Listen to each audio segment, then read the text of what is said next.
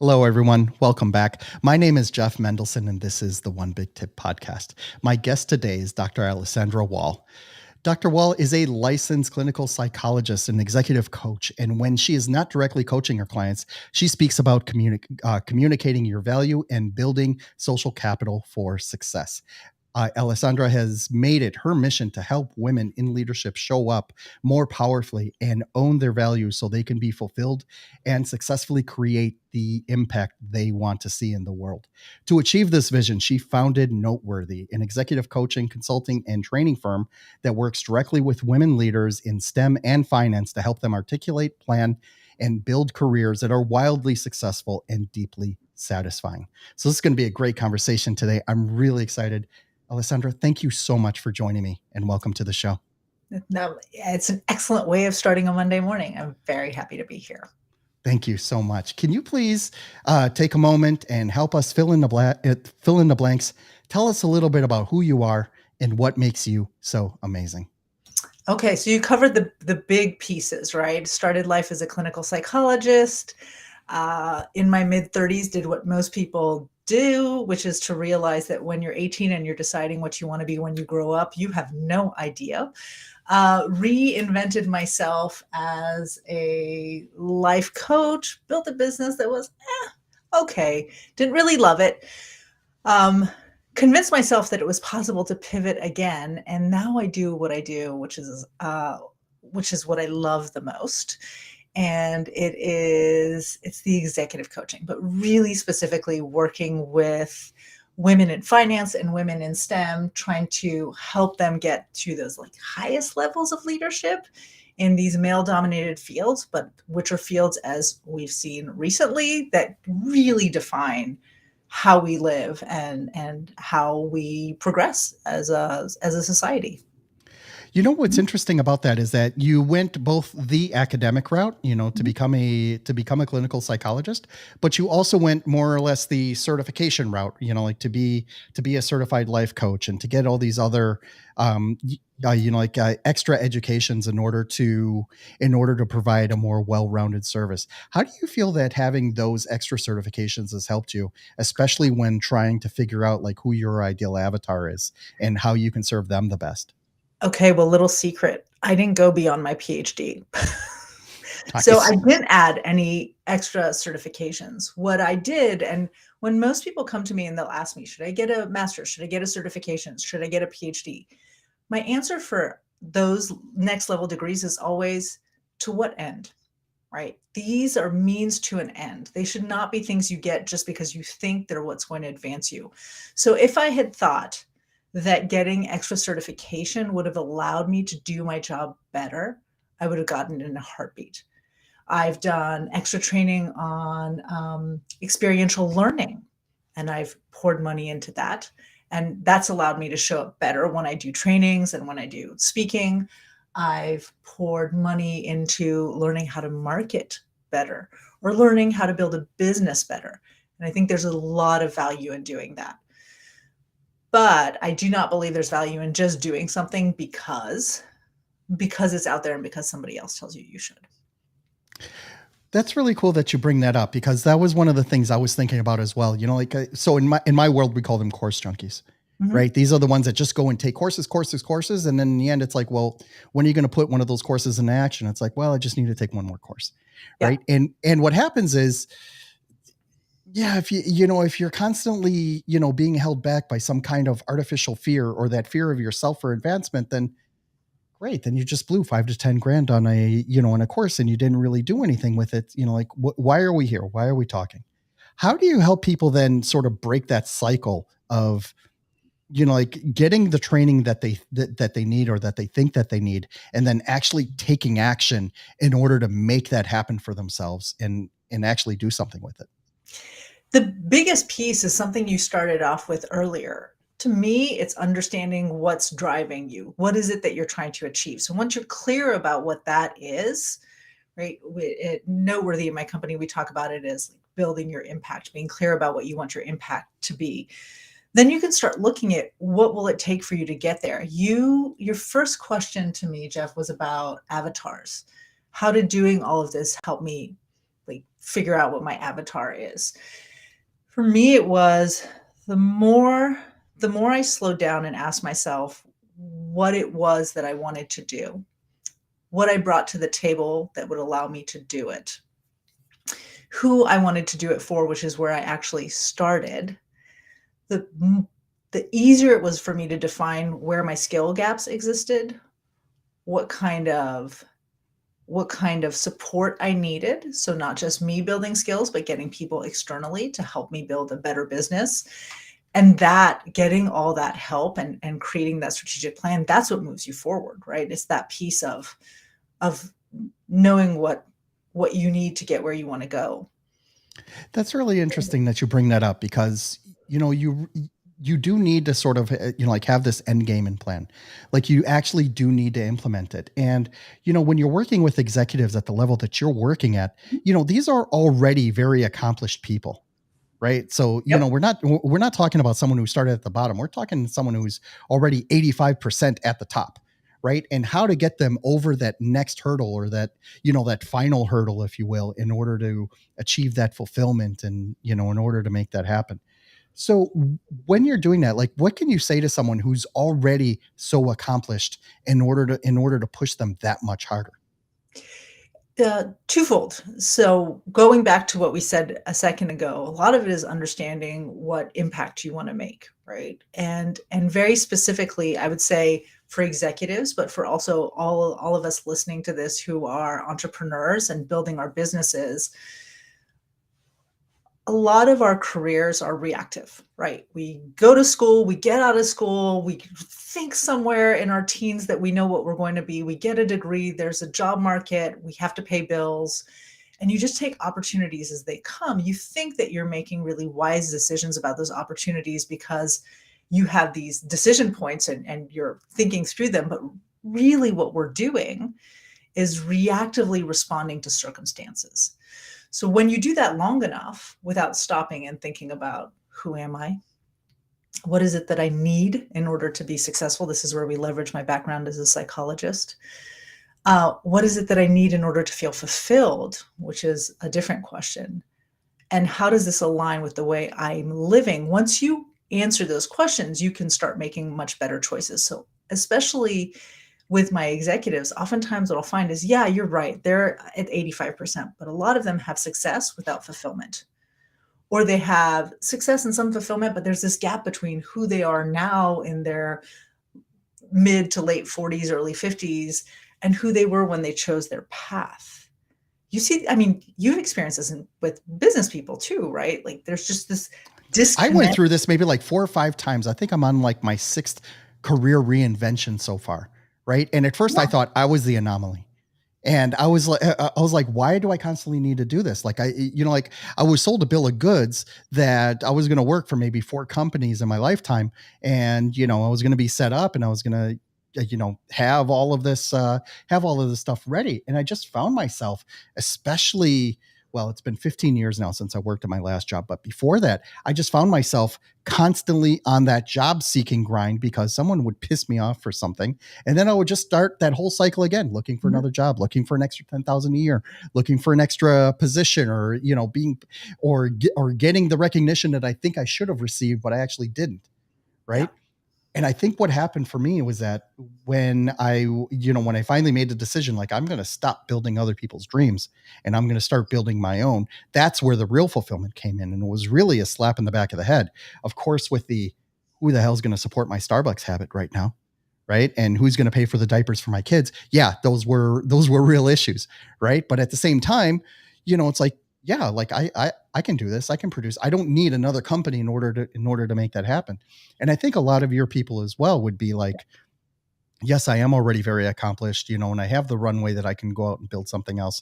I just need a little bit more coaching. And I think that everyone needs coaching, right? Even top performers need coaches, right? I have a coach. Isn't that amazing? Right. And that's really one of the things, where people are like, okay, well, if she has a coach, then yeah, maybe I can hire her as and not to be ashamed of it.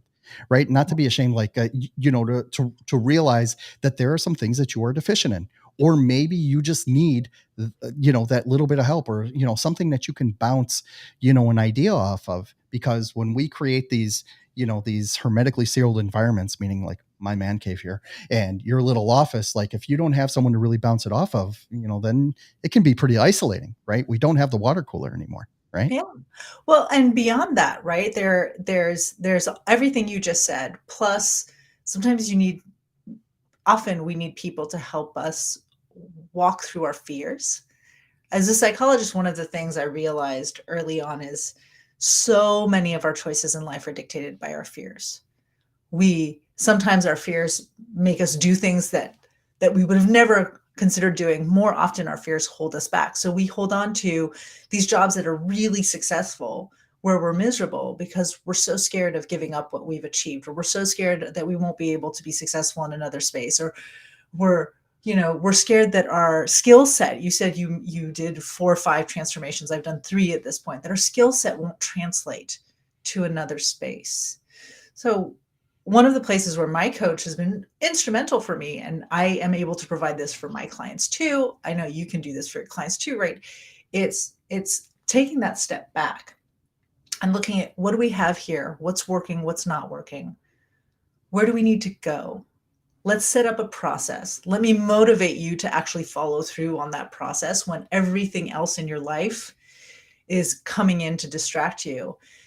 And we do a lot of work over like, ugh, I'm having a day today. Here's that like self-limiting belief that's kicking in and I'm doubting myself. I know it's not true. Logically, I've argued through this in my 20s, but it's still there and you need somebody to help you through it. So it's that strategic support, and also that push where it's like, you don't get to be scared and not do what you need to do.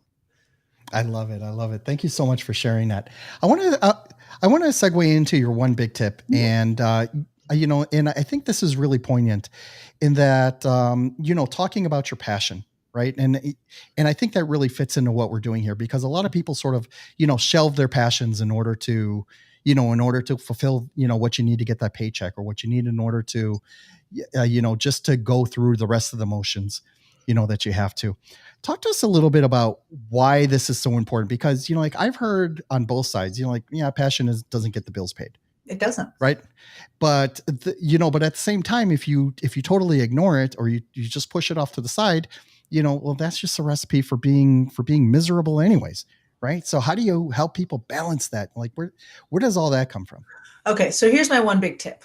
When you're asked to talk about yourself, which is more often than you think, right? So you're not just asked to talk about yourself at networking events, or when you're interviewing for a job, or when you have the chance of being a guest on a podcast. You are constantly being asked to talk about yourself. If you're working in the corporate world, every time somebody gives you an opportunity to take on a project or to decline a project, every time you step into a meeting, every time you get introduced to a new colleague or partner, those are opportunities to talk about yourself. For those of us who run our own businesses, we're constantly talking about ourselves on our websites, in our posts, in our conversations, when we're having sales calls. What a lot of us are taught, regardless of whether you're in the corporate or the entrepreneurial phase, is to come up with an elevator pitch, a 30-second articulation of the impact you're going to make. And on paper, elevator pitches look beautiful. They sound so good. And then you come into a meeting, or you come into a networking event, and somebody says something like, well, tell me a little bit more about you. And you try to like spew that elevator pitch out, and it gets garbled. Not only that, but for most of us, it feels really, really uncomfortable. I work with women primarily, as I've said before, and one of the things we know about women is the number one factor associated with advancement for women is building more visibility.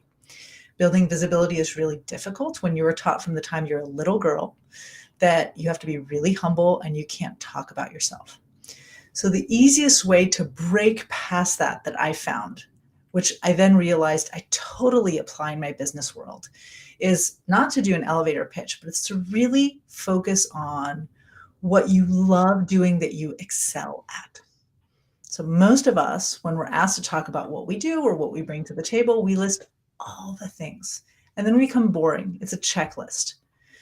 ditching the elevator pitch and leading with passion is about starting and thinking, what is it? Step one is just take a minute to think about, what do I do that I'm really good at, that I love doing?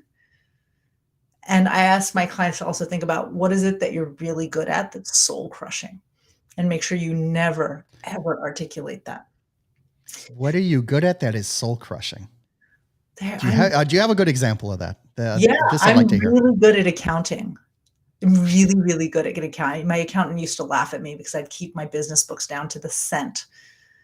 And I hate it. I'm also really good at cleaning.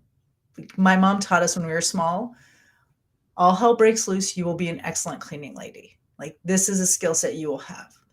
I don't want to spend my days doing those things. I'm good at IT. Oh my goodness, that makes me want to strangle people when we have IT issues at home. But I am the IT person. I'm good at fixing those things. It's soul crushing. The You know things what? I'm good at that I love is like, I love connecting with people. I love problem solving. And let me give you an example of this passion thing. Sure. If I had to talk about that skill, problem solving, I could come in and somebody say, well, tell me why we should hire you. What do you bring to the table? And I could say, well, one of my top skills, which I can't do as a woman because nobody likes a woman saying one of my top skills. But if I were bold, I could say one of my top skills is I'm really good at problem solving. I'm good at seeing the bigger picture and connecting the dots. And this is compelling enough. But here's what's more compelling. A, I love problem solving, which is true. B, I love zombie apocalypse movies. So I might start off, and when somebody says, well, tell us a little bit about you, I'm like, what you need to know about me is I love all things zombie apocalypse. I'm so bummed that The Walking Dead is over and so excited that they have spinoffs. I've read World War Z. If there's an apocalypse story, I'm reading it. But here's the thing. I'm not so much interested in the zombie piece as I am interested in seeing what people do to survive and then thrive in situations where they have limited resources, but the will to move on. And the reality is that's a lot of what I do in my work with women. They exist in systems that were not built by them nor for them. They have limited resources. They have roadblocks and marauders coming to get them, and they need to figure out how to use what they have, not just to survive, but to really thrive. And then I can go into an explanation much more technical about how I do that. But to me, like, this is so much more exciting, which means my face lights up. And there's this whole neurochemistry that happens when I get excited, that gets you excited, that makes me more memorable to you. That is an elevator pitch. that is so much better than the way I messed up being asked what do I do yesterday, right? Because my first thing was, well, yeah, I have a digital marketing agency, and I stopped. Mm-hmm. Right. And like, I realized like about 2 seconds later, like, hey, Jeff, he just gave you the stage and you stopped. Right. And it was late in the day. I just wasn't feeling it. I know I messed up that opportunity to, like, to talk to this guy and get him a little bit more excited. But I love this tip about being, just being able to bring in something that is more relatable, and then bringing it back to what your real passion is, right? Yep. I love helping businesses make money on the internet, hands down. That's exactly what I do. And, sometimes I'll talk about the sushi restaurant we didn't go to because they were not on Google Maps at the exact moment that I was looking for it. Or sometimes it would be about, just being found on the internet. If someone types in, if someone types in Alessandra Wall, or someone types in Jeff Mendelson, and nobody can find it. Well, yeah, that's a huge problem, because that's like your personal branding. You have to take care of that. You have to be able to put out enough content, especially if you have, a more general name like an Andrew Smith, right? Mm-hmm. How many Andrew Smiths are there in the world? And what happens is that you really need to think about, okay, how am I going to make this interesting? And I think very succinctly, you brought that point home, is that, by bringing it in with something that people can understand and relate to, and then circle it back to, well, here's the practical application of that. Yep. Boom. Instant connection. I love zombie movies too. Let's nerd out about that. It's like, like, I just watched World War Z this weekend. Yeah, it's streaming on Netflix right now, huh? Mm-hmm. Can I add one thing to this? So sure. I work with women in the finance space, or engineers, scientists. And a lot of times they'll go, but can I do that in a really serious interview? And the answer is Oh, yes. hell yeah. They're different. You just need to think about, adapt the stories. If you start with what we talked about, is first define, make it three. Three is a good number. Three skill sets that you have that you love doing. This is what you want to be known for. It's what you want to be hired for. It's what you want to spend your days doing. Then start to identify what kind of impact you can make with that skill. Because I'm good at building rapport, I can easily connect with people. I can adapt my presentations or my to what you need because I'm good at solving problems. I can do whatever. You can even look at tangible results you've achieved in your business, right? To add some heft. The reason you start with the things you love is you do become passionate. Even if I give a boring introduction, it's stuff I love doing. And neurochemically, my brain, when I talk about stuff that I'm passionate about, dumps dopamine with a sense of reward. It dumps serotonin, which makes me feel happy. It dumps neuropeptides, which helps me calm down. And when you watch me do that, because you have mirror neurons in your brain starts to dump dopamine, serotonin, neuropeptides, which means you feel more relaxed. You feel kind of happier around me. The dopamine makes the experience rewarding, but more than that, dopamine's a sticky neurotransmitter. We remember things better that make us produce dopamine. So I'm more memorable. And let's say I'm interviewing. Let's say somebody's talking to 15 different coaches to find the right one. They might not remember my name, but they'll be like, who was the zombie one? That zombie one. Oh, it was Alessandra. I'm terrible with names, but I'm great with stories, right? So that's the process. That's the one big tip. Like, you don't care whether you're an entrepreneur or a professional, like in the corporate world, the process works. I love it. Alessandra, thank you so much for sharing that. It's not what you tell them, it's the way you made them feel. Mhm. And it's so poignant, and it's so, it's just so there, and and it works each and every time. I think everyone needs to practice that. So thank you so much for sharing that. Can you please let everyone know how they can learn more about your company and how they can reach out to you directly?